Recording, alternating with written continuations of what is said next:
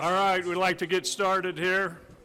We appreciate everybody that's come to the City Council. Those are out there watching it on TV. We've asked Chris Thompson to come up and give our invocation, spiritual thought, whatever else he wants to do.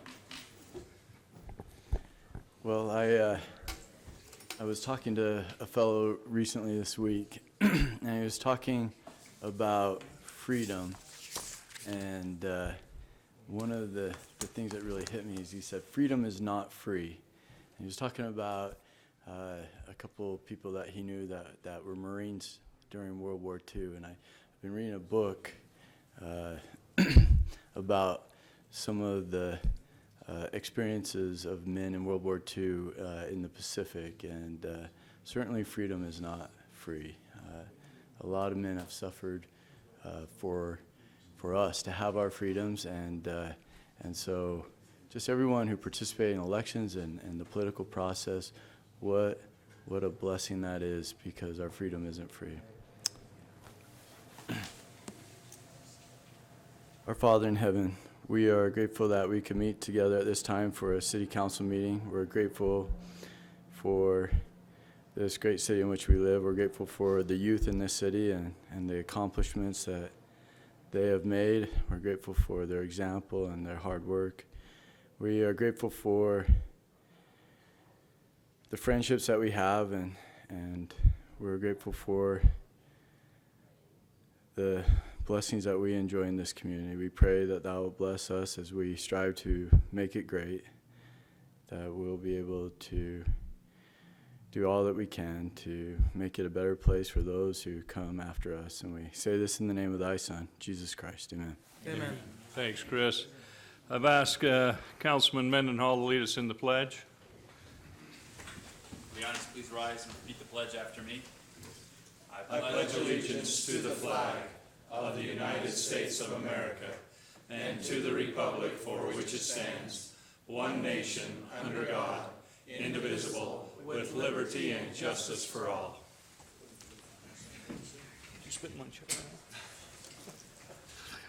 All right, we've got a awards presentation by Ryan Perry. Come on up. Where's your drone?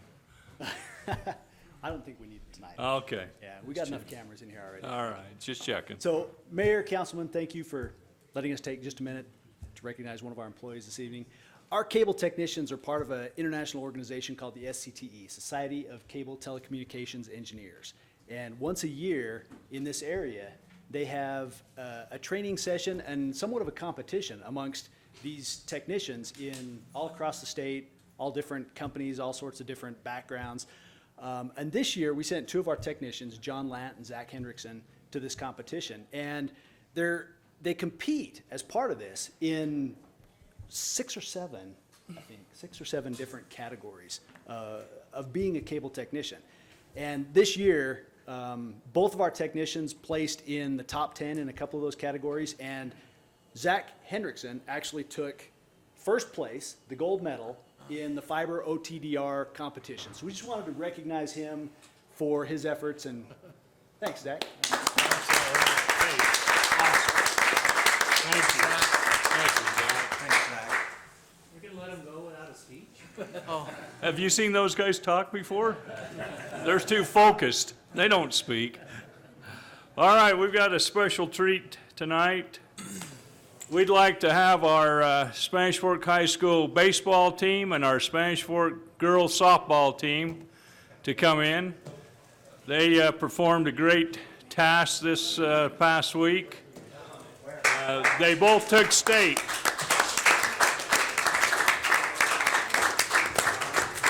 Just line up right here and crowd in so you can get everybody in here.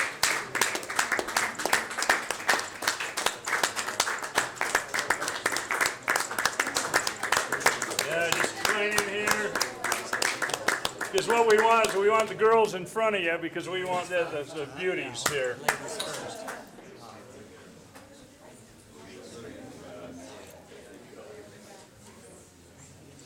Girls, very good.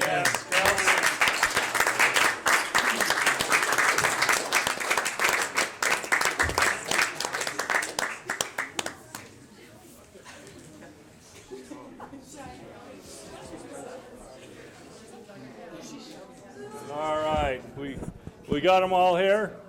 Most of them. Some are on senior trips and vacation, but most of them are here. Gov, come up here to the mic. Tell us what happened.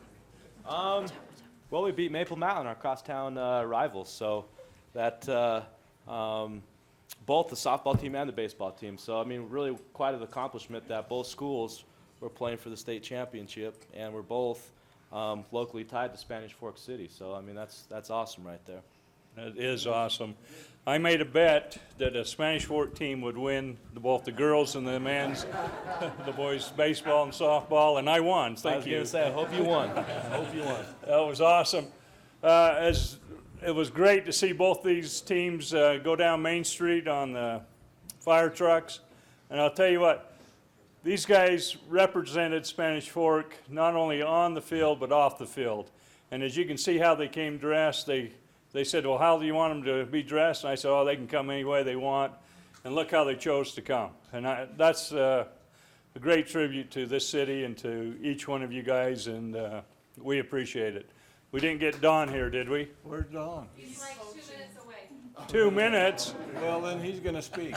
Yeah, then when he gets here, he'll get to speak. Any of the council like to say anything? Rod? I can't. I get too emotional. One thing I did notice was Coach Don after the game approaching Maple Mountain and speaking to their team. That meant a great deal to me. Shows a great deal of sportsmanship, I think, because I'm sure they were disappointed. But I appreciate Don for doing that. And I'm proud of the girls and the boys. Nobody especially gave the boys any kind of a chance. And that just shows you what you can do if you put your mind to it. Appreciate it. Girls, proud of you.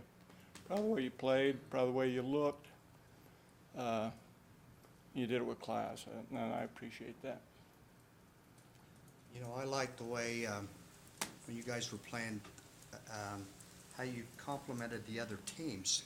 I know you guys grew up with these guys, and the girls the same way. And reading in the paper and watching your actions, how you just helped each other, and even helped the other team, and boosted the other teams too as you played. There was you didn't down talk anybody. As I've watched the teams through the years, you know, I've seen other teams do that. And you guys, a voice, of course, and I put this with the coaches too, a lot of the coaches, because they discipline you that way. But you cheer for your team, you don't cut the other team down, you play to win. The other thing that I did notice in the championship game with the boys is you guys were down 4-1, and it wasn't looking good. And I'm thinking, oh God, I got to come back in a couple hours and watch this game. The girls walk in because they've won, and you guys just perked up. I mean, you could almost see you guys perk up. And so you need to thank the girls too, because I think it gave you some momentum, because it sure looked that way to me. Anyway, congratulations. It's great to be a Don.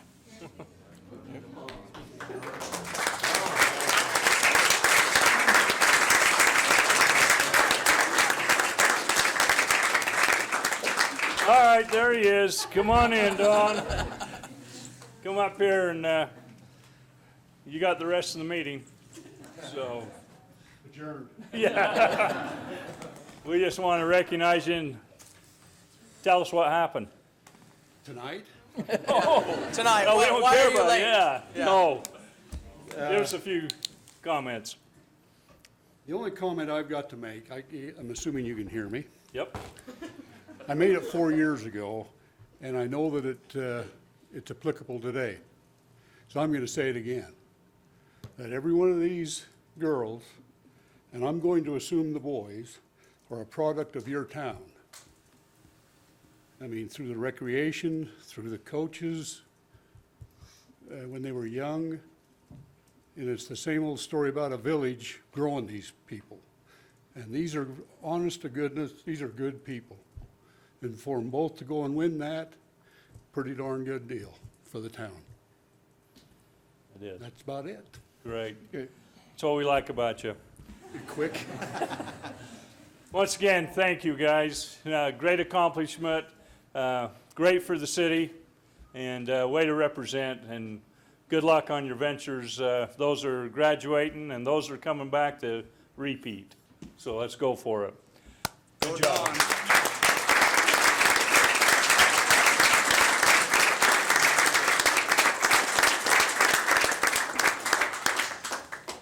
Okay, you don't have to stay for the rest of this boring meeting. We thought you were here for brag tags. No? Thanks for being here. Really good coach. Thank you. Appreciate you. Hey.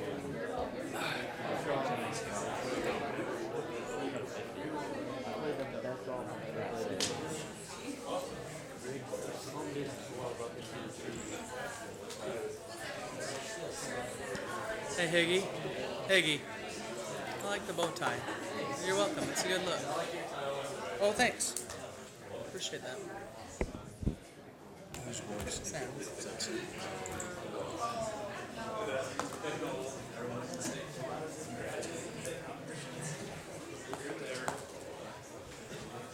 Okay, as they're filing out, we'll move on here. We'd like to have anybody that's here that has any public comments that'd like to address the mayor of the council. They're welcome to come up and speak and address us.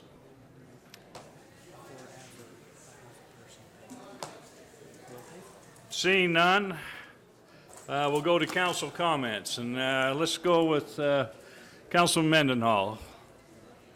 Really quick, before I bring up Clark from the Chamber of Commerce and one of our great chamber members too, Colt Sampson. I had a meeting with the Utah Lake Commission last Thursday with a new executive director of the Utah Lake Commission, which we're a member of as a city, along with most of the other cities in Utah Valley here. A new director, Eric Ellis, a young guy with a lot of ambition and has hit the ground running, working on the issues that we have at Utah Lake. Just a couple real quick numbers that some people have found interesting and that I've found interesting as getting to know this commission is that so far this year, they're ahead of schedule of removing carp again from the lake. 840 pounds removed so far this year, which is ahead of schedule. They usually do 1 million. pounds or 840,000 pounds of carp. That's what I thought you said. That was just a one-day catch on that first one. So far, 18.5 million pounds of carp have been removed since 2009, which is the reclamation project, basically, of that lake. They do say in 3 or 4 years that they'll be in a maintenance mode, which means they'll just be maintaining, catching that amount, a certain amount of those fish every year that are invasive, and make it so there's nothing that grows on the bottom of the lake, keeping it murky and keeping the shallow depth of it. So you should start to see, people have already reported, boaters out on that lake, that there's a significant improvement, and you should start to see some more improvement that way. Again, the Phragmites, which is the tall weeds that encroach on the lake shores of Utah Lake, continue to be treated. 4,000 acres of shoreline have been treated, which are ahead of schedule as well. They plan on another 1,000 acres being treated this year. There is a festival, a Utah Lake Festival, that's happening this Saturday. I'll get with Seth, our assistant city manager, to get that shared on social media sites of the city. So if anybody can make it, it's over at the Provo Boat Harbor this Saturday. Well, they'll have food trucks and the whole bit going on for a festival of the lake that kind of ushers it in for this year. So look for those coming out from the city. And that was the only meeting I attended, Mayor of the Utah Lake Commission. We do have our Chamber of Commerce board meeting coming up Thursday morning that will discuss the going on of the chamber and what's on tap for this month. But now maybe just turn it over to Clark and Colt for a quick presentation of some of the exciting stuff. Some of the most exciting things we have going on are obviously kicking off the Play Unplugged program in the city, which was a huge success last year for the city, and kudos to the businesses who participated, including the city that took a front, an out front position in that as well and helped in its success. But the businesses, there's been media already out there of, KSL came to town, did a story on the Play Unplugged program and talked to some businesses and stuff. But we do have something really exciting tonight that Colt and Clark could share with us that have to do with the Play Unplugged program. So, guys, without me messing it up anymore, come tell the city what's going on and what you have on tap for the Play Unplugged program. I just want to take the opportunity to introduce someone that has been absolutely amazing in this Play Unplugged program this year, and that's Colt Sampson. You saw a bunch of athletes march out, and I'd always known he was an athlete, but I finally got the whole story on Sunday. And this guy caught 5 touchdowns for the University of Utah, which in another life. That's not good to say down here. You need to say. I was gonna say. That I know holds this is live. that but you holds know, nothing guys- to us. Boy, that went right. Too bad. But it doesn't matter. Didn't matter what color you wore. He was also part of beating Alabama. So, but that's the type of person he is, and he stepped up when we needed some names to go on the lanyards to go around the kids' necks, which I wasn't here a year ago to see the Play Unplugged program. But for the last several days, I've been there to hand out over 200 a day lanyards for children that when they put them around their neck, you think that they've put on an Olympic medal. And the mothers have got a sparkle in their eye because it's like, okay, now I know what I'm going to do with the kids. But I'm going to turn the time over to Colt and have Colt just explain something that could actually be life-changing for the Play Unplugged program and for thousands of kids in this community. And he deserves, no matter what happens, this man, he is a marketing animal. He is the true guerrilla marketer. He's been on TV and represented Spanish Fork heroically the last several nights. And this is Colt Sampson, and I'll let him tell you the rest. Thank you, Clark. About him. You dolled that up way too much. Don't get my wife in here telling the truth. But anyways, thank you for the time today. And you could just feel it as the youth walked in and those championship teams, and being an ex-athlete there. I'm from Pleasant Grove. We got beat by Spanish Fork more times than I want to admit. And if Coach Hoover's watching this, which he probably isn't, but he'll testify to that too. But a great program, and I'm so grateful to be raising my family here in this type of program. I got 3 boys on the way, and one of them at least likes baseball, so that's good. And he's 5, so we're on the right track. But I'll cut right to the chase so you can get out of here at a good time tonight. But for the Play Unplugged program, most everybody knows by now, hopefully, we're providing 101 activities for kids to do during the summer. And the whole goal of the program is to help kids find a passion in life. And we know if they can find a passion, they're going to stay away from things they shouldn't be involved in, and it's going to help benefit their entire life. That's why I love this program so much. It gets kids outside. They first came out with the internet when I was like in junior high. So growing up, my mom and dad would just kick us out of the house during all summer, and I think that's the way we want to keep doing. So we had a special opportunity. So for some of the lanyards this year, we don't want to be short on lanyards. We want it to be free for every kid involved and every family involved, and free for an entire community. That's a lot of people. that's a lot of kids, 10,000 plus kids. And that's not even counting some of the schools that didn't want to participate this year. And so, but we get a lot of those parents coming in too saying, hey, what's my neighbor doing? What's the person down the street doing? I want to be involved. I want to be a part of it. And so we applied for, it's a State Farm Neighborhood Assist Grant. And they accept 5,000 applications in the month of April. And so we submitted an application and it got approved, and they narrow them down to the top 200. And so we made the top 200. And so as of 3 weeks ago, we started competing for Facebook votes in the community. And the top 40 causes that have the most Facebook votes are awarded the $25,000 to their cause, to their program. So we're trying to get this for the Chamber of Commerce. The funds will go direct, the grant will go directly to the Chamber of Commerce, and they get to use it towards the program. So how are we doing on voting? Well, luckily to Walmart let me stand outside the last week and a half till about 10 o'clock at night.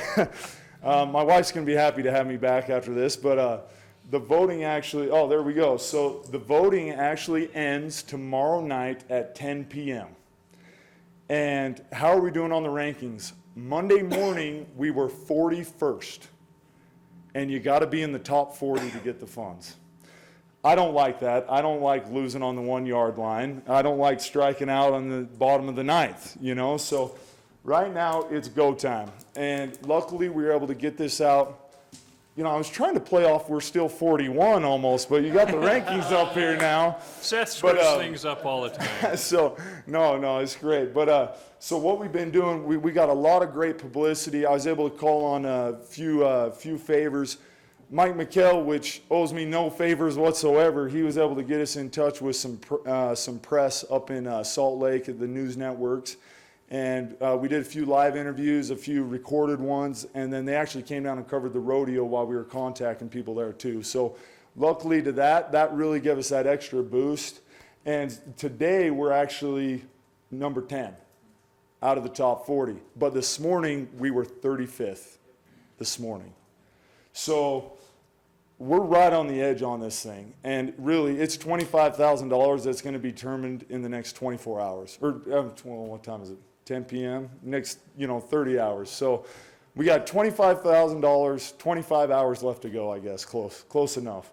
So our whole goal is just to get the word out there.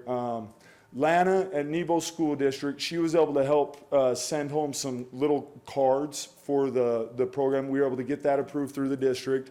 They've gone out to all the families. But a lot of families get this little card and they don't know what to do with it. So hopefully if you're watching tonight, it'll inspire you. All you have to do is go to votefor25k.com and it'll take you right to this Facebook voting site. So votefor25k.com. And that'll take you right to the voting site, but then also if you want to look up the Spanish Fork Salem Spanish Fork Salem Facebook page, it'll have everything about Play Unplugged, and they have a link there to go and vote on the Spanish Fork Salem Chamber of Commerce Facebook. So you can just go right to those two places, give us some votes, and this type of leverage will hopefully sustain the program the next few years. We just don't want it for this year. We don't want it for, a year and a half. I want to see this thing go a long time because it's a win-win for everybody. The kids have a great time. It's free for the kids. Other places in the community get exposure that they wouldn't have had. And bottom line, at the end of the day, it's going to take care of the kids and it's going to help build their passions and give them good experiences during the summer. So thank you again. I took up way more. Clark told me to keep it under a minute. Oh, gee. But, Coming from Clark? that's not going to happen. That's his minute, right? Yeah. But, thank you again. I'm so proud to be a part of this community and to be down here and raising a family. I couldn't say more. And I need to get into coaching or something because I was about crying when they walked in. So thanks again, and we really appreciate your time Hey, tonight. thank you. Thanks for your effort and all you do. Have a great night. And I may dip out a little early. I hope I don't offend anybody. But I got a kid's little Well, baseball thing I got to get to. Brandon keeps dipping out on us too, so we keep holding him back. Thank you. Rock stars in the chamber. And Colt's one of them, so thanks a lot. That's it, Mayor. Thanks. Councilman Scopes. The Veterans Council meeting for this month has been canceled. They will meet next month, the first week, and other than that, I have nothing significant to report. Thank you. Councilman Dart. I'd just like to say, hats off to the rodeo committee, Steve Money and the Recreation Department that pulled off another Champions Challenge, sold out. What a great show. And I just don't know if people really realize how big a deal this Champion Challenge really is. It's, we're gonna be on national TV. Is it Sunday night at 7? I think there's actually one on 7. I talked to somebody in St. George, and they said, no, I already got it recorded, it's starting on the 6th. The 6th. The date I got was the 7th, so. Okay, well, check your TV. June 7th is what my dad's got at T-Mobile. That's what I heard too, June 7th at 7 p.m. CBS Sports Channel, 467 if you're watching SFCN. Anyway. And they'll rebroadcast that Yeah, about several times. several times throughout the year. So it was a great event, and helps to put Spanish Fork on the map, really does. And also, speaking of veterans, I would like to say what a nice program the veterans put on up at the cemetery on Memorial Day. Very inspiring. If you miss that, make it a point to go there next year and see that program. That's all I have, Mayor. Great. Councilman Gordon. Mayor, we met as the Solid Waste District a few weeks ago, and they are the committee that's put together there to decide if going to the private sector is worth it, has been meeting and interviewing a few private sector candidates to potentially operate the services there at the Solid Waste District, the transfer station in Springville. And so that's ongoing, so I should have something to report there. We'll meet in July, and so I presume that they'll have some more information. Is there anything else that I missed on that, Chris, that you would think I should add?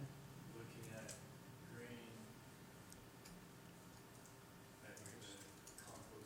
The compost site that's just north of Walmart will be moved up to near the windmills, would be the best way to describe that. And so talk of how we want to preserve that and keep that as a good service to our citizens, to be able to have a place to drop their green waste. And so that'll happen, but not until after this year, November.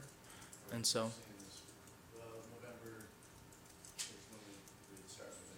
okay, and kudos to the ball teams. They're wonderful boys and girls on both teams. Being up in the Maple Mountain neck of the woods, there's some great girls and boys on their team, and what a great battle between those two. I was just very moved by the coaching staff and all those wonderful youth, and that's all I have. Thank you. Councilman Davis. I'd just like to say adieu to the Champion Challenge. That was great again. I remember walking around the top just after it started and seeing all the people and seeing that it was completely full and how much fun everybody was having, and I'm sure somebody's got something to say about that. But to see the best of the best against the best of the best was awesome and pretty fun. I want to talk a little bit about the cemetery and the crosses and the flags, and how I'm thankful for the volunteers that come up and help set out the crosses and the flags for the veterans that have passed away. It was pretty awesome to see that and have them take them down and continue on with that legacy. I appreciate all the veterans that we have serving our country, and appreciate the freedoms that we truly have because of these great and wonderful men and women that have served our country and are serving as we speak. The cemetery is probably as pretty as I've ever seen it. It helps to have all the rain too, but Sterling Johnson and his crew has really done a wonderful job, especially with what happened last year, and it has really come out, those 3 or 4 blocks that got hurt last year, you can't even tell. I know there's some confusion with the cleanups. Sterling and his crew are really doing a great job and trying to do the best they possibly can, and we tell them that they can do some things, now we're telling them they can't, and we're just asking for help with the citizens as they're up there cleaning to be patient with what we're trying to do, and remember that every one of those plots are owned by citizens, but remember that they're neighbors too, and that what they do with their lots also conflict or make the other lots next door good looking or bad looking. And so to just be mindful of what they do with their lots up there and to keep them clean and to be able to help Sterling and his crew take care of the lawns and be able to clip around them and do their jobs too. I just think they're fantastic, and like I said, it was so beautiful on Memorial Day with all the flowers and all the wonderful things there. It truly was a wonderful cemetery. And I think that's all I have, Mayor. Thank you. Yeah, let me touch on the Champions Challenge. Once again, this is the second year we've had that event, and once again, Spanish Fork shined. The Cowboys love coming to Spanish Fork, not only for this, like we tell people, this is an all-star rodeo. It's the best of the best. The best cowboys against the best stock one night, and so if you never have the opportunity to go down to Las Vegas and watch the NFR, you get that opportunity once a year right here in Spanish Fork, because that's a mini NFR. And the Cowboys love our new arena. They love here, and they love the things that we do for the Cowboys. I want to especially thank the Rodeo Committee and the Diamond Fork Riding Club for all the service they put in to make that a successful event once again. A lot of hours, a lot of time, a lot of preparation, a lot of food cooking, and a lot of trap shooting going on up there. And the Cowboys really love that. And I'd also like to comment on the cemetery and our veterans service. It's very touching, and it's neat to see the people up there that come and participate in that program. And a shout out to all our veterans for all that they've done for our country. And last, I'd like to talk about the little thing that we've called the Treasures of the Trail. And I'll tell you what, if any of you have been on Facebook, have been following it, we got a lot of celebrities up here. They do hire out for concerts, you know. They're pretty awesome. They didn't get in the splash pad, but, you know, some of us take one for the team there. But there's been some neat commercials. I'll tell you what, our SFCN, Pete, is so creative. He's made these commercials, and they're pretty awesome. So if you haven't seen them, go on, take a look.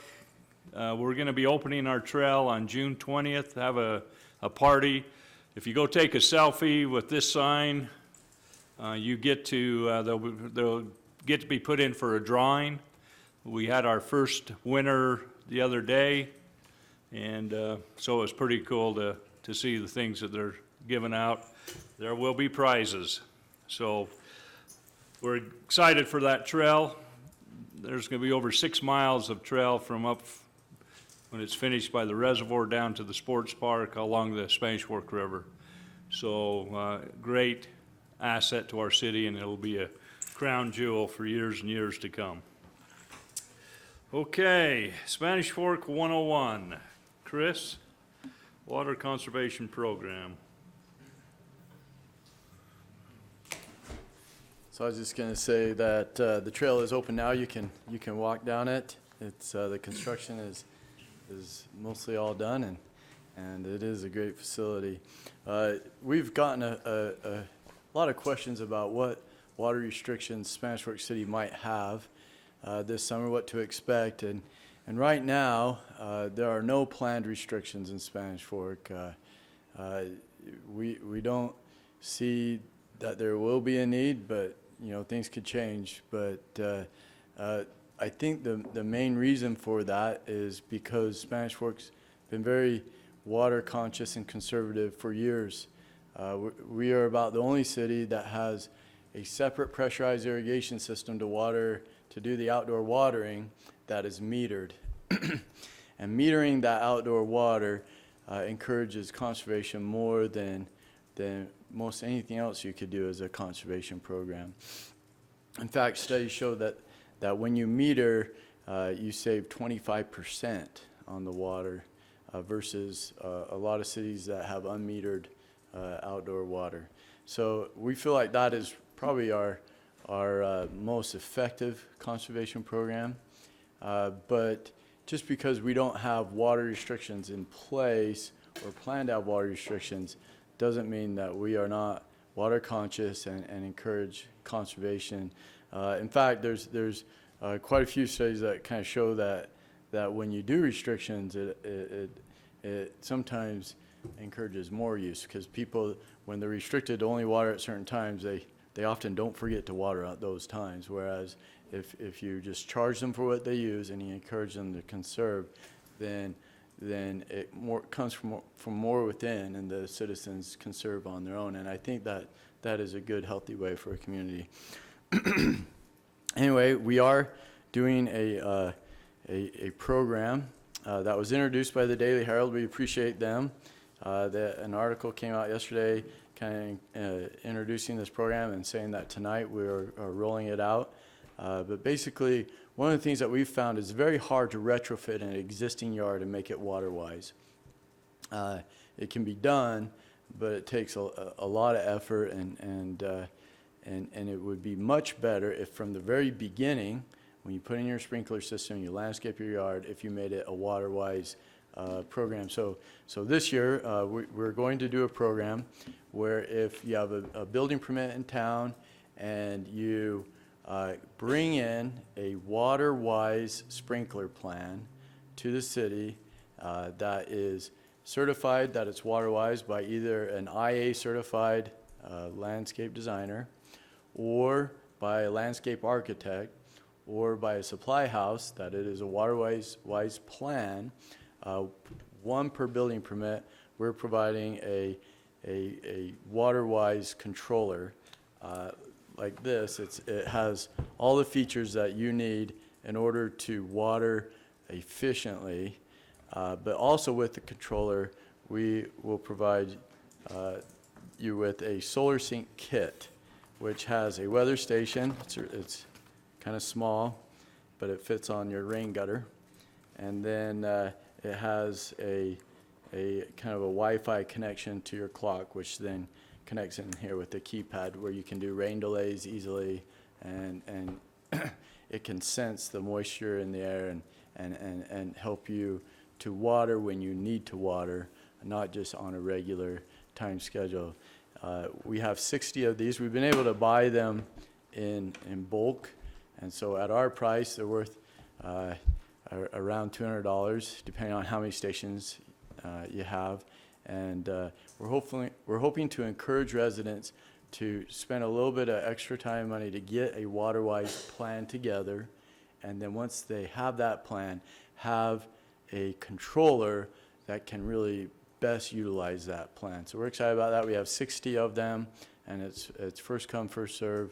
You have to have a building permit, one per building permit, and we think that would be a good program for the city. Thanks, Chris. Thanks, Chris. Okay, candidate filing period for 2015 elections already. Seth. Thank you, Mr. Mayor. It is election time, although it's quite a bit ahead of what you might think of the typical election cycle for municipalities. But the candidate filing period is actually open now. So if you're watching this live and for the first few runs, of this particular showing of council meeting. The filing period is on now until June 8th. There are 3 seats that are up for election. I wonder if you 6 know who those seats are. But there are 3 seats that are up, and so if residents would like to run for city council, they may do so. They need to come to the city office between the hours of 8 and 5 until Monday, June 8th at 5 p.m. To become a candidate, there are some things that are checked. One, you have to be a citizen of the United States. You have to be a registered voter. Living within the municipality, you have to be at least 18 by the election date, and you have to have lived in Spanish Fork for 12 months at the election date, and then you can't be a convicted felon. If you want to register, come and do so. The recorder or the deputy recorder, and the recorder's out of town right now, so the deputy recorder is the only person that can do that. Her name is Angie Warner, just here in the city manager's office. Any questions? All right, thanks. Thanks, Any Seth. sign-ups? You had any sign-ups yet? Yes, we have.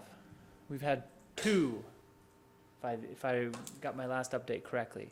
One I've never heard of before, Brandon Gordon. Well, we don't know him either. Commissioner Gordon. Gordon signed up. Commissioner Gordon. And another resident, Chad Argyle, has. Those are the 2. I don't know if others. I didn't get an update at the end of the day, but I think those are the 2 so far. Some people ask, will there be a primary? And if there is, the elections for the primary are a little bit earlier than historically we've had them in the past. We'll only have a primary if we have 7 individuals sign up for the 3 seats or more.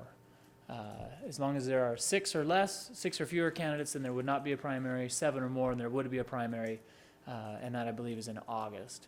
And then we'd have a few months between the primary and the general election in November. Good enough. And we'll probably put out on Facebook tomorrow. We planned on probably hitting 2 updates of who has signed up through the week. It gives candidates, sometimes people sign up and then they say, no, I don't want to. So it gives them a couple of days to make sure that they're serious before we put it out there. Okay, thank you. Thanks, Seth. Okay, moving on to consent items.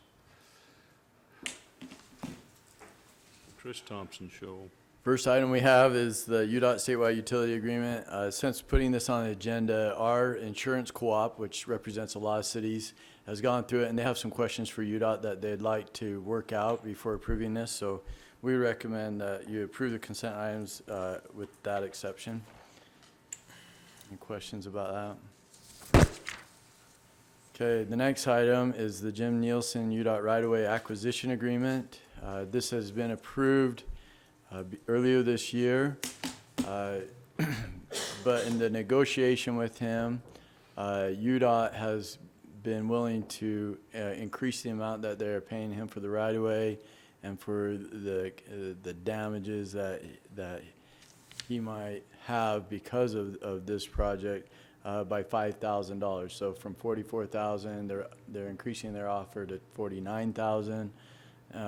Since that was part of our agreement, is that he signed the UDOT agreement. We're bringing the agreement that we had brought to you earlier with the new attachment. And one of the requirements is that it be signed by the end of last week. We gave him 2 weeks to sign it, which he has done. So we would encourage you to approve that. Any questions about this? This is enabling us to widen Cut Bridge and realign that intersection with US 6 and Center Street. So we're excited to get that. Yes, we are. That is life-changing. life-changing, Definitely. and it's been a lot of work to get that. Yeah, we appreciate all your work. All right, I'd entertain a motion to approve the consent items with the things that Chris has to change. Leaving out the UDOT utility license agreement. Leaving that aside. Do you want the whole thing left out? Yeah. Okay. So moved. Second. Yes. We've got a motion by Councilman Gordon, a second by Councilman Mendenhall. All in favor, say aye. Aye. Okay. The budget. 2016, city budget. And Kent's gone to Philadelphia. So what are we gonna do? Go to our backup.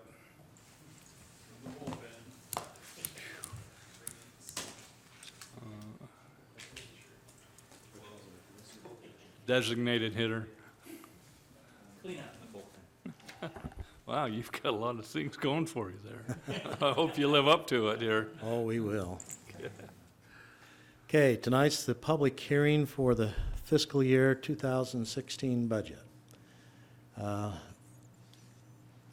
Timeline, tonight we present, or on May 5th, we presented the budget to the council. We scheduled the hearing for tonight, and then you have adopted a tentative budget. So if you don't adopt this budget as a final budget, you have a tentative budget to work from. So you have a budget adopted as of May 5th. Tonight we hold a hearing to receive input from the public. You modify that if there's any modifications you desire to modify during the next 2 weeks. And then on June the 16th, we adopt the final version of the budget. Then during the year, we usually have 2, sometimes 3 budget revisions to adjust the budget throughout the year. So this year's budget overview, last year we had $67 million in expenditures. This year we have 64, which is $3 million less than last year's budget. Most of that money is because you're doing less capital projects. You received a budget letter. The budget document is found on SpanishFork.org. It's been there for a month, so if citizens had questions, they could go to the document and look at the actual numbers. In the budget, we have the letter. It is split into a general fund, enterprise fund, and miscellaneous fund. We have projects and equipment, tax rates and fees, the salaries, the airport budget, and then the redevelopment agency budget, which will hold another public hearing for a little later. The general fund comprises $20 million of the budget. $40 million is from the enterprise funds, the utilities, and $3 million from the miscellaneous funds. A big chunk of that $40 million deals with purchase of power. So that's one reason it's considerably higher, because you have all of your power purchases in the enterprise funds. This gives you a little breakdown as to just a pie chart of those breakdowns. Here's your general fund expenditures. I won't go over all of those. Your big departments, your police department's $4.7 million, down about $200,000 from the prior year. $1.3 million for streets, $2.5 for parks, $1 million recreation, $1.1 million administration, for a total of $20 million. Now, various functions in the general fund also serve the enterprise fund. So we take some of the expenditures for engineering, for example. If you look at, push the wrong button. Oh, okay. Or this one. If you look at engineering down here, they have $636,000. Most of the engineering they do deals with utilities, water, sewer, electric.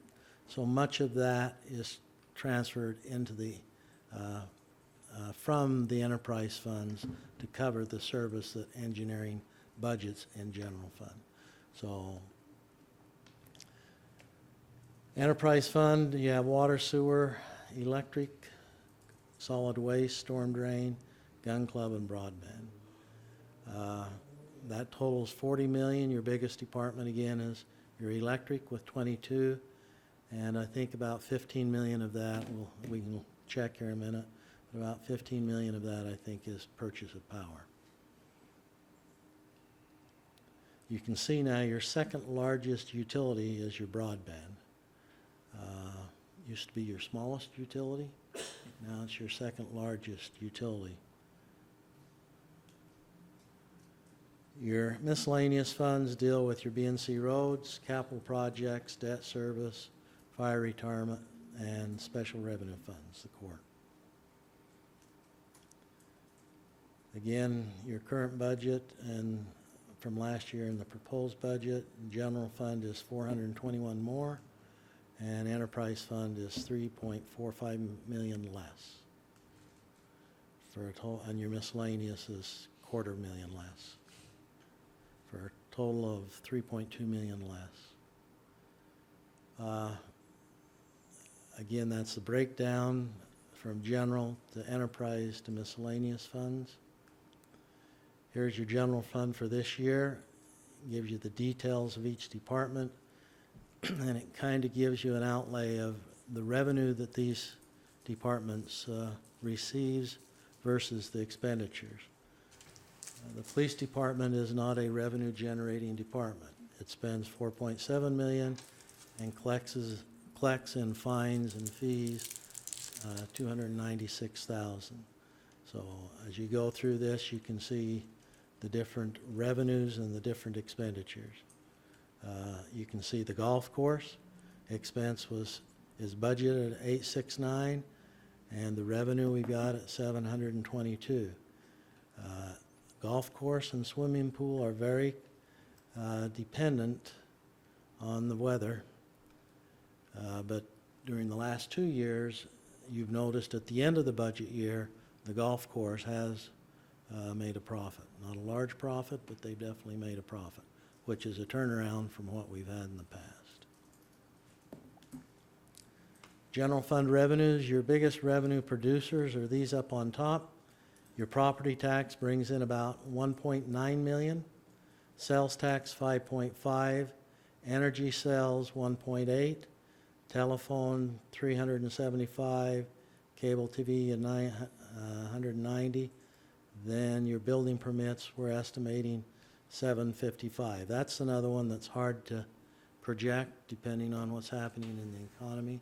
If, large commercial facilities come in, that is a little larger. If more residential units are built, then it increases. As this increases, our expenses also increase because we have to provide more inspections. And when our existing staff is maxed out, then we contract out inspections to private engineering firms. So that gives you an idea on some of the revenues, and we'll talk a little more. Let's see.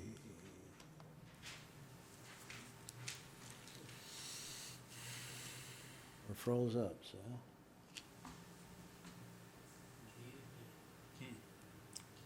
We need to put a little more fun in the internet fund. Yeah,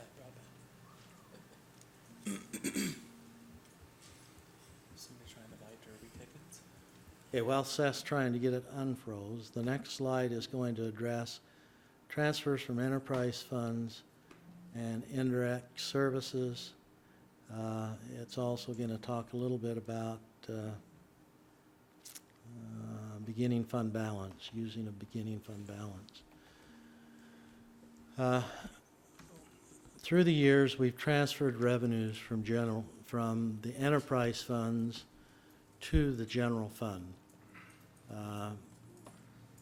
Most of the years that I've been here, those transfers were exclusively from the electric fund to the general fund. Some years we don't transfer any money.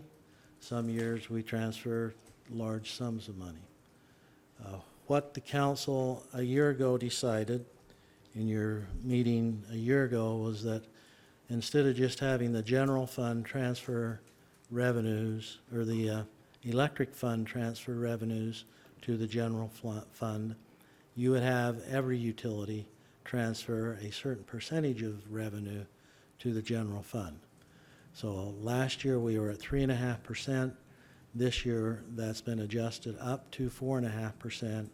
So you have budgeted 4.5% of the utility revenues to transfer from those revenues to the general fund. State law requires that a letter be sent to every ratepayer indicating what transfers would take place Thus, we sent a letter describing the transfers from the enterprise funds to the general fund. And there's one fund, I think it was the capital projects fund, that there was some funds transferred to. That letter was sent out, I think, a month ago in all the utility bills to the ratepayers so that they can see that funds are being taken from the enterprise fund to the general fund. On top of that, through the years, we also have your beginning fund balance. State law restricts the amount of money you can have in a beginning fund balance. The minimum amount, I think, is 5%, and the maximum amount, I think they moved it up to 25%. So you can have somewhere between 5% and 25% in your beginning fund balance. We're not budgeting any money this year to come out of the beginning fund balance. Last year, we did budget, I think it was $400,000 or $500,000 coming out of the beginning fund balance to the general fund. So this year, we're not budgeting anything there.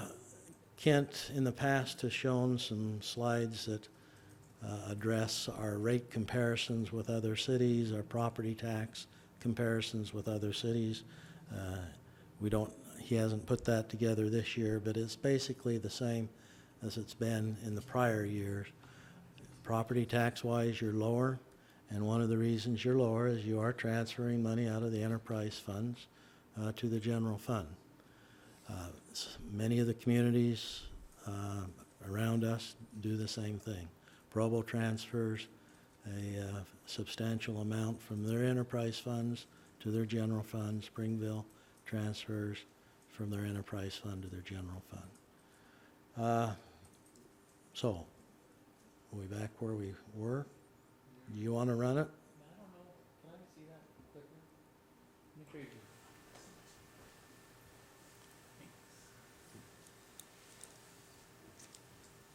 Gordo, you want to go first? We've had a question as to, what profits does the enterprise fund generate? The enterprise fund, if you're looking at the profits, and if you look at the budget, there's two lines that'll tell you what excess revenues the general fund or the enterprise funds generate. One would be transfers from or to retained earnings, and the other one would be the 4.5% that's transferred to the general fund. So as far as programmed profit going out of those enterprise funds, right now it's the 4.5%. Each utility is a little different on transferring to the retained earnings.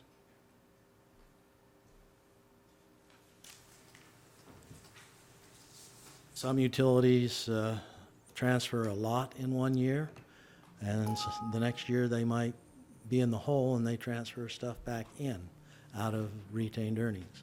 The reason being is whatever is left in retained earnings or in the revenue out of the enterprise fund goes to retained earnings, but that's after your capital expenditures. So if we're going to build a large power line that's going to cost $800,000 or a substation, the electric fund might be pulling money out of retained earnings that particular year to pay for that large capital expense. Thus, the retained earnings goes up and down in the utility funds, mainly based on what expenditures you have in the capital expenditure line items. So a large amount of capital expenditures, if there's not enough excess revenue in the utility that year, then it's pulled out of the retained earnings.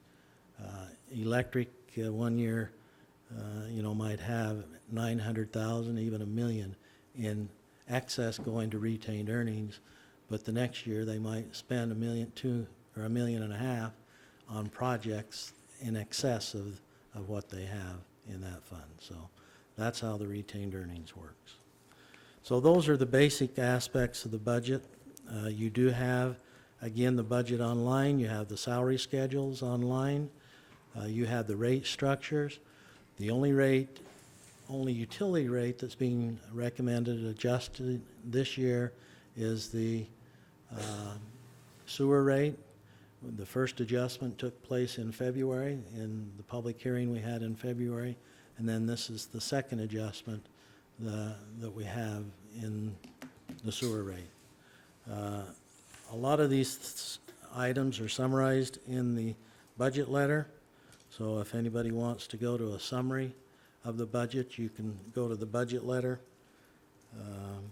Wastewater, they're proposing to raise it from $1.41 per thousand to $1.52 per thousand for the usage, and then they're proposing going from $15.29 for the base up to $16.59. There's some minor adjustments in the rates in the Parks and Recreation Department, and then plan check fees, building permit fees, those are adjusted based on expenditures each year, so they fluctuate each year. And all of those are found in the budget document. So, any questions that you have of the budget? Okay, if none, then this is a public hearing, or we'll go into a public hearing and get comments from the public. All right, I'd entertain a motion to go into public hearing. Make a motion to go into public hearing for the city budget. Got a motion by Councilman Mendenhall, a second by Councilman Scobes. All in favor, say aye. Aye.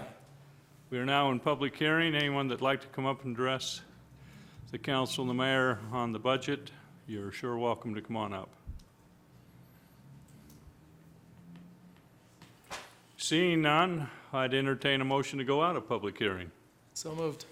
Got a motion by Councilman Gordon, Second. second by Councilman Davis. All in favor, say aye. Aye. Any questions, comments about the budget? We had one concerned citizen talk about the budget. I talked to him today, went over it with him on a few items, and, you know, I sometimes wish we had more citizens come and talk to us a little bit about their concerns and that, so we can talk to them about it, but when we got done, it was a good conversation. He had some good points on it, on the issues. We explained on some of the things that we talked about with Kent and Dave and our concerns with our different areas, but I think we worked out some issues with it. I'd like to talk a little bit about the budget process. Dave, you start this, what, January? Or before that, or when? All year long, I guess, huh? With the revisions, it's all year long. Yeah. Well, anyway, it gets the department heads together and they make their wish lists, and if we honored their departments as all their wish lists, our property tax would go up, would you say 350%? Yeah, something like that. So I want you to know that we're very conservative and I think sometimes frugal in the budget process. The department heads, they have all these ideas and things they want and wish for, but we have to cut them back a little bit. And I just want you to, and it's my feeling that the city is very well managed and we're very fiscally, I think, fiscally wise. I read in the newspaper some of these other cities have issues with budgets and money and the way they operate. And I personally would just like to thank the administration for the way they operate the city. And I'm just proud to live in Spanish Fork, and the way things are done here, I think, could be a model for other cities. I agree with that. I appreciate all the time that each department head will take with us going over budget items, and how much time, you know, we'll spend with Dave and talk about just those same things. I did have one quick question for Dale Robinson. Looking over the budget, it says that if you go to the swimming pool and if you're 0 to 3 with a diaper, it's free. That's correct. I know the mayor swims with a diaper.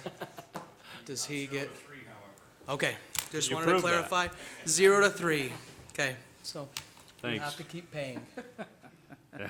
Story of my life. Okay.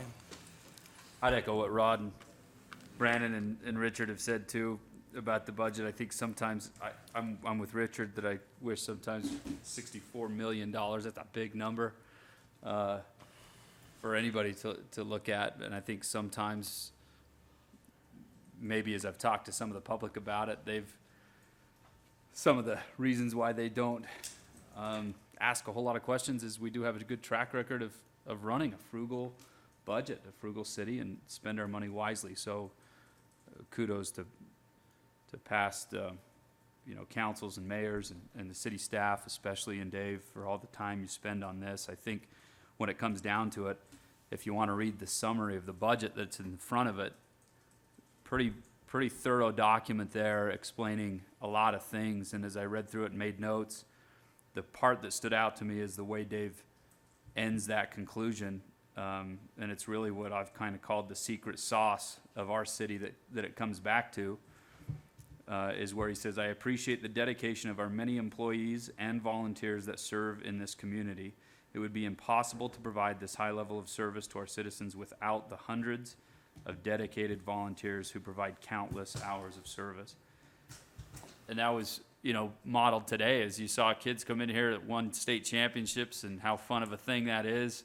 And then Don get up there and say, hey, it's because, these kids can achieve some high things and they learn a lot of things about character throughout their lives because people volunteer to coach. They volunteer to serve on our fire department, in our ambulance. They plant flowers up and down Main Street every single year.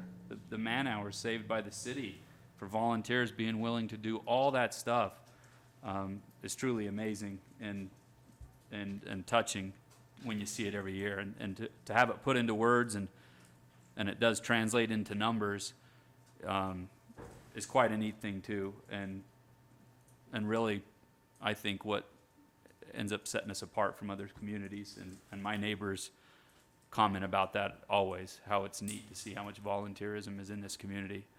And I'm proud to associate with some of those people through the chamber and other events.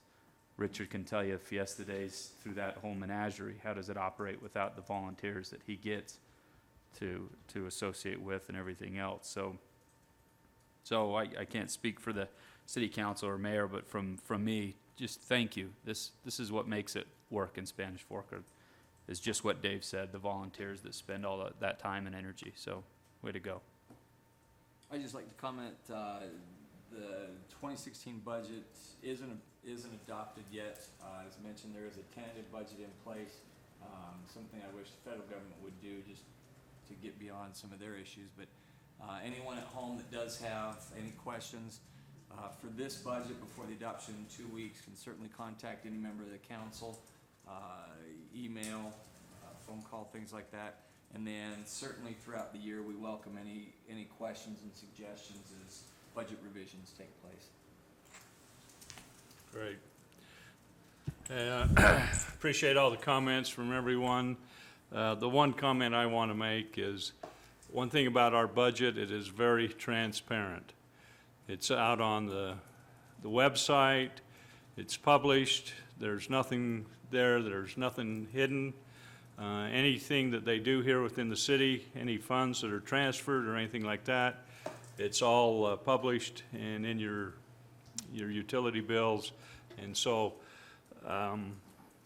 that's what I like. It's out there, everybody can see it. And I echo what everybody has said here on the council, that thank you, Dave, and for the city staff and for everyone that's put this together, and we appreciate that. So we will adopt that next council meeting. We'll council have meeting. Let me mention a couple of items. Page 49, we do have an error. The chief just texted me and told me. We'll correct it with the final adoption, but fingerprinting is not $45. It's Sure it is. free if you commit a crime, but if you just, but if you want your fingerprints for other reasons, it's $15 instead of $45. For non-residents. For non-residents, and, yeah, for Lovely. non-residents. So, the other thing, sales tax. There was a question on sales tax. We have had an increase in sales tax with Costco and Walmart and those areas coming in. The question is, where does the sales tax dollar go? If you look at the budget, you can see exactly where the sales tax dollar goes. It goes the same place as the property tax dollar, the electric tax fee. Those dollars go into the general fund. And when you add property tax, sales tax, and all those fees, we still come up a little short in the general fund. That's why the additional money comes in from the utilities in order to pay the rest of the bills. So sales tax dollars, even though you've had these stores, you also have to realize that every year the cost to run the services increases because you have to pay additional health insurance costs. You have to pay some adjustment in salaries. And those are your main expenses, or labor costs. So we've gone a few years through the recession without some of those adjustments. In these last 2 or 3 years now, we're catching up to some of those adjustments. Unfortunately, we've got the sales tax money there to help us offset those expenses.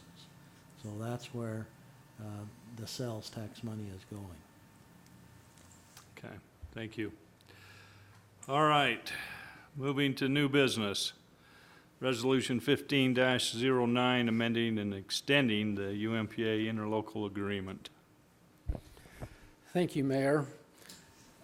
UMPA stands for Utah Municipal Power Agency. This is an interlocal entity consisting of Provo City, Spanish Fork City, Salem City, Nephi City, Manti City, and Levantown.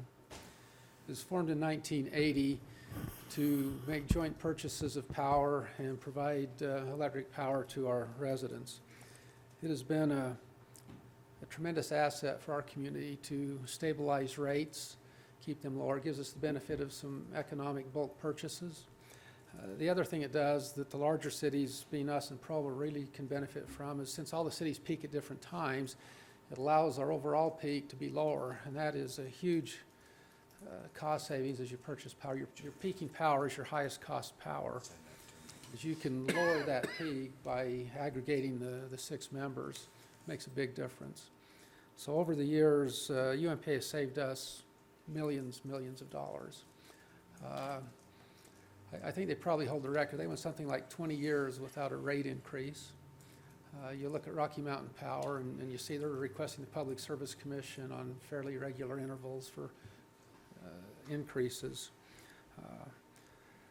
So our rates are comparable to Rocky Mountain Power. However, as Dave has reviewed the budget with you, we have the opportunity as investing in our own system, we can take those profits and instead of sending them to shareholders all over the country, we put them back into our city. It keeps our property taxes low, allows us to run the programs that we run at a far less cost than we would otherwise pay. What we're finding, however, is the political and environmental climate in the United States is we're trying to cut down the carbon footprint and reduce our reliance on coal. Now, the majority of our power coming through UMPA is not coal-based, but a significant portion of it is. And as we look in the future and with our growth, we need more power. We're going to be forced to go out onto the market and find some new resources. And these are going to be more expensive than what we're been paying, whether it's coal or not. The prices have increased. But as a practical matter, the short-term solution is going to be natural gas, and that's more expensive than coal. So we're going to see some increases. But really what is driving the need to amend and restate the interlocal agreement is by state law, an interlocal entity can exist for 50 years. We're 35 years old. Well, we've got 15 more to go. Yes, but as we now need to go out and obtain new resources, we're going to have to bond for those. And we're talking about $50 to $100 million. We're not going to pay those back in 15 years. We're going to pay those back over 25 or 30 years.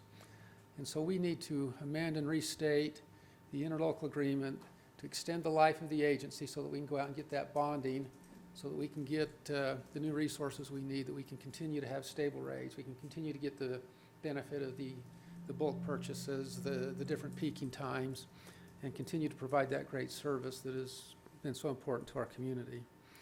So this agreement does that. It's basically the same as the agreement was adopted in 1980 with a couple of changes. The initial the initial agreement upon the election of a member at a vote allowed for a weighted vote. So Provo had the most, we had the second most, et cetera. The new agreement carries that through, but makes it automatic for bonding issues, for budget issues. And so that weighted vote will come into play. Now, in the period of time since UMPA was created, at least in the time I've been involved with them, the board has been able to work together, work through any questions, differences, and they've been able to come to some unanimous decisions. Now, early on, Springville and Payson were members initially in 1980, and they saw things a little differently, and they left. And we've had the power crisis in about 2000. They were actually buying power from UMPA because we had a little bit of extra. So this has been a terrific thing. So that's what this is about. It's needed to extend the life of the agency so that we can go bond as we need to buy new power resources. Mayor is on our board, has been involved, as an officer on the board, has been involved on the national level with APPA, and I don't know, Mayor, if you've got anything to add to that, but this has been a great thing for the city. I'll tell you what, this is probably one of the better agencies that we've been involved with as far as the cost savings for the citizens. Like Junior said, we have some of the lower power rates around, and we generate, we've been able to work well with the 6 cities and have been able to save a lot of money. And we've had a challenge here in the last few years because we have those people back in Washington are anti-coal, and so we've had to adjust and adapt and look down the road what we have to do. And that's one reason why this agency, like Junior said, the bylaws will end in 15 years. And the reason we need to renew it now is because we'll probably be going out to do some bonding and with some new power resources, and so that'll extend past the 15 years, and we cannot obligate ourselves if we haven't got this resolution moved on. Yeah, we wouldn't be able to get the bonding money to buy the resources. Exactly. It's been a great agency, and so we've worked well together there. So there is a resolution. We do need to adopt a resolution that authorizes the mayor to sign the new interlocal agreement. Okay, I would move we adopt resolution number 15-09. Resolution of the Spanish Fork City Council approving an interlocal agreement, amending and restating the Utah Municipal Power Agency, and authorizing the mayor to execute the agreement. Got a motion by Councilman Dart. Second. Second by Councilman Scobes. This will be a resolution, so we'll do a roll call vote. Councilman Dart. Aye. Councilman Davis. Aye. Councilman Gordon. Aye. Councilman Mendenhall. Aye. Councilman Scobes. Aye. Okay, that passes. Approval of a new S1 power purchase agreement with UMPA. So with UMPA, we have a power purchase agreement. They call it an S1 agreement. Why they determined to call it that is back in history. I don't think anybody remembers, but we were carrying that forward. Basically, the S1 agreement says that we will purchase all of our power requirements through UMPA. That's been really important to help us keep our costs down. And we use what we call a blended rate. So we get our power sources from various generation sources. We blend that together to get a common rate for all of the members. And of course, your load factor changes a little bit, and so we may not pay exactly what someone else pays, but the base rate's the same. It's the load factor that may change that a little bit. That's been very beneficial. With the extension of the agency, we also would like to renew the S1 agreement. And the main change will be that in the time we live in, we're seeing efforts to conserve energy, and we applaud those efforts. One of the things that we're seeing is people in one way or another being able to generate some of their own power. We see solar panels, and those are becoming cost-wise the cost is lowering, efficiency-wise, they're producing better, so it's becoming a little bit more feasible. And so this agreement allows some broader discretion to the cities to allow for that type of conservation. That helps the people who may do it. It also helps us as it lowers our load requirements. We go out and look. However, you have to have some limits on that, because otherwise, if we've gone out and bought power for a base load and all of it goes away, now we've got costs that we have to still spend, but we're not selling the power to pay for that cost. And so the S1 agreement will obligate us to make all of our purchases through UMPA, with the exception of up to 10% of our power needs can be through individual generation. Questions about that? I'd entertain a motion. I move that we approve the new S1 power purchase agreement with UMPA. Second. Got a motion by Councilman Scobes, a second by Councilman Mendenhall. All in favor, say aye. Aye. Passes. Mike Frost request to construct a fence that exceeds 6 feet. Thank you. Mr. Frost resides at 1333 South Barley Drive, and he has requested that the council waive a requirement that we have that fences can only be 6 feet in height. He'd like to construct a 10-foot tall black chain link fence, which would be about 130 feet of fencing altogether around a sports court on the back portion of his lot, where it doesn't appear to me as if the fence is going to have any impact on any neighbors, just because of how far away it is from where a neighboring home would be located. And staff has no concerns with the council waiving this requirement. Right. Any questions, comments?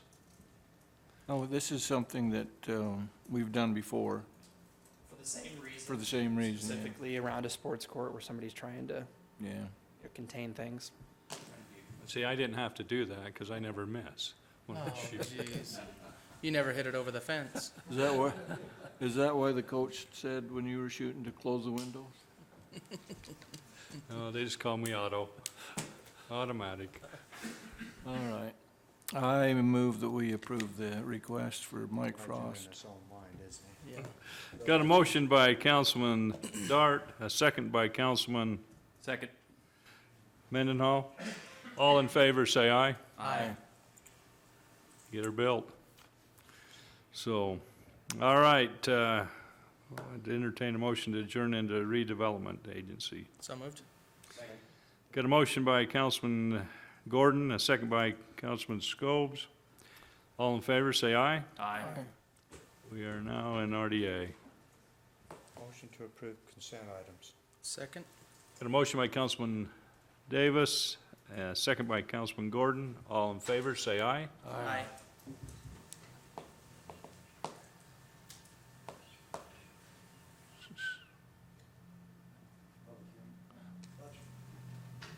RDA budget. We're in the RDA. Go ahead and lead us, Okay, guide the us. RDA budget.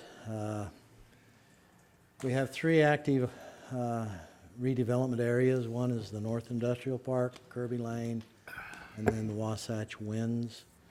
The Wasatch Winds is where the windmills are. So we'll generate that amount of increment, and that increment then is basically all going back for contract payment to the entities. We have the Kirby Lane, we'll generate that amount of increment. We have those balances, and the expenditures in both Kirby Lane and in the industrial park are budgeted for public utility and road expansions in those areas. The other redevelopment or economic development areas, these 3 have not been activated, along with the Dominguez one. So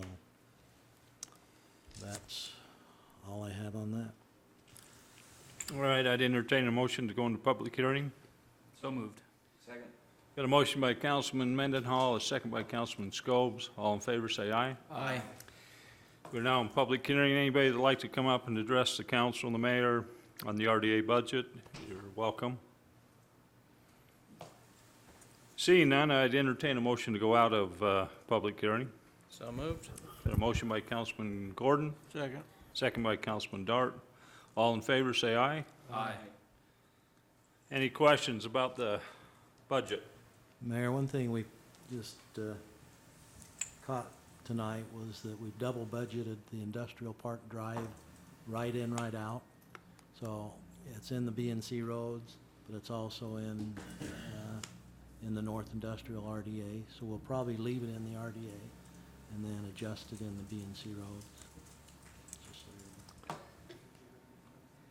you know. Okay, we will address this next council meeting. Is that correct?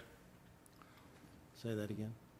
To approve this, we'll approve this next council meeting, or do you want to approve? Yeah, well, Okay. just for your information.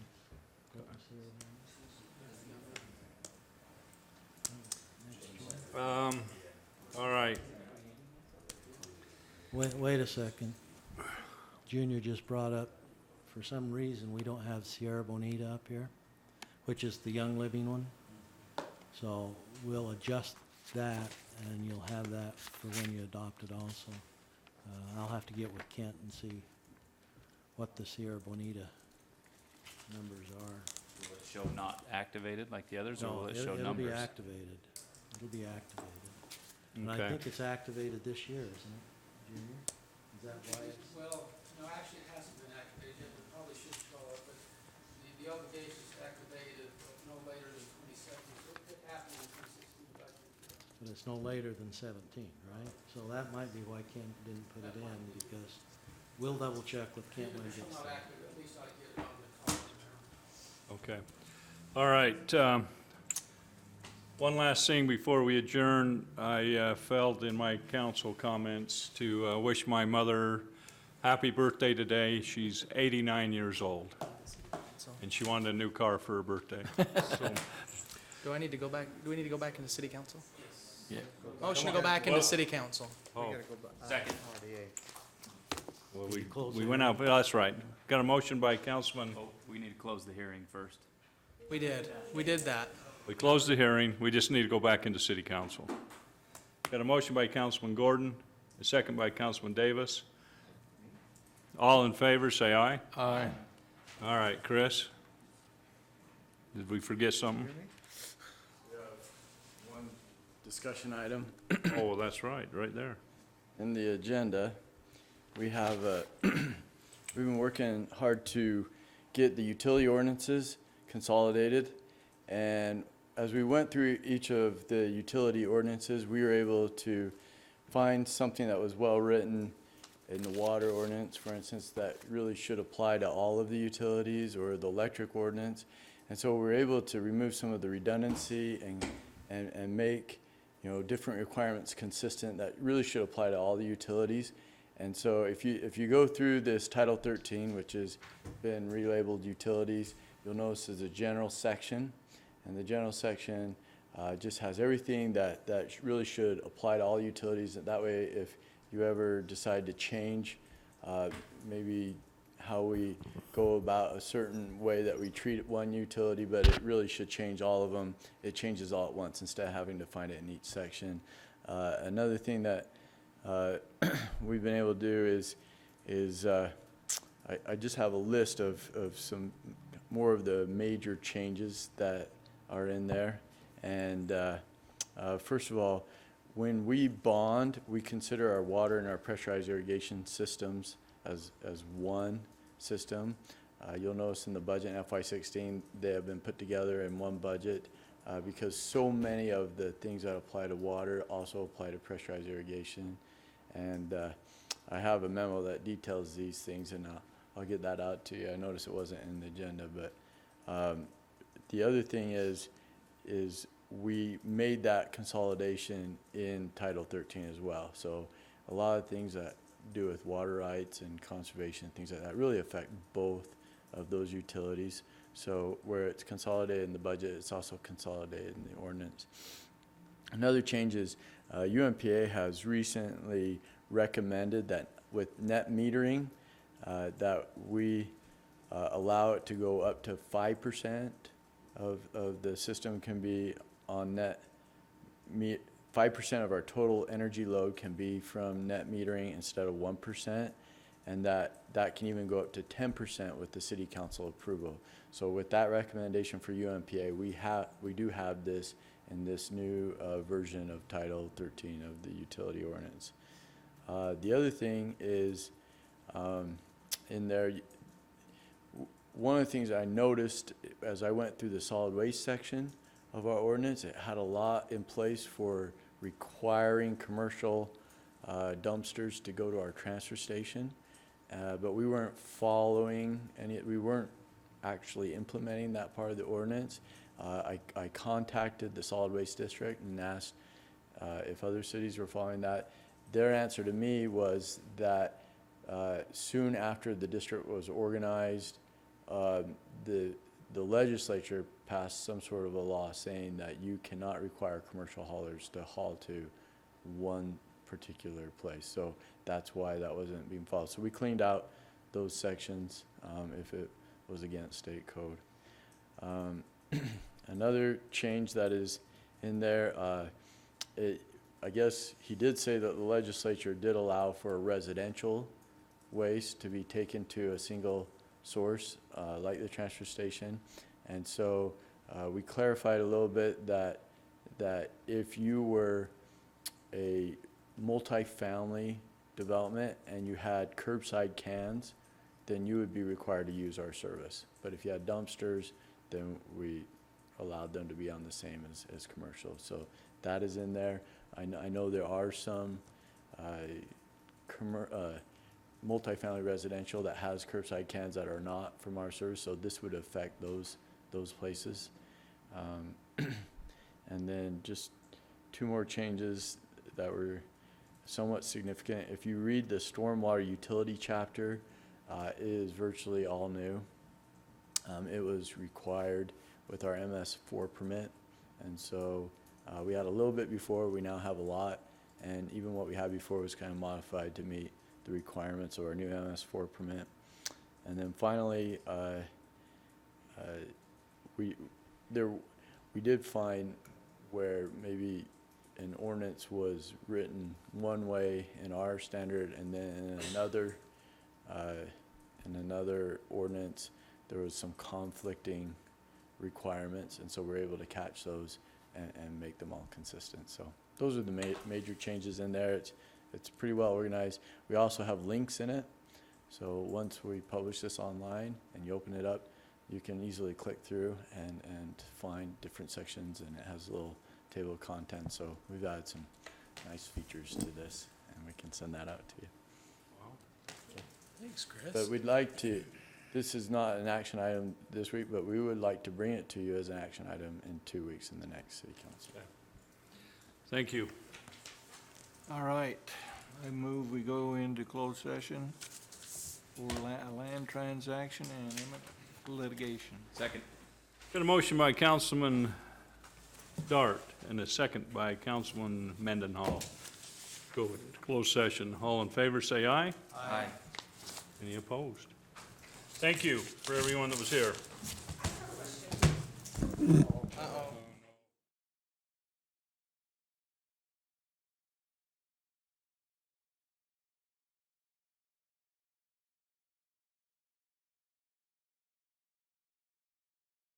Story of the day.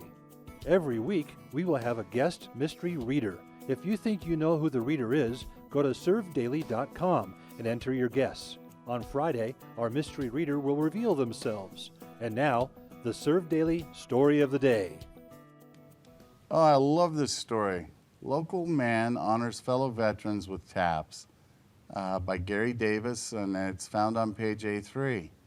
In 1942, a 17-year-old boy from Panguitch enlisted in the U.S. Army. During the trying World War II years that followed, Glenn Hancock served our country in Burma, China, and India. Following the war, Hancock returned to Utah and attended college at Brigham Young University on what was referred at the time as the GI Bill, which paid tuition for veterans to attend college. In high school, Hancock discovered he was a gifted musician, so he majored in music at BYU. Hancock could play any instrument that you could blow into to make music, and he could teach others to play as well. So following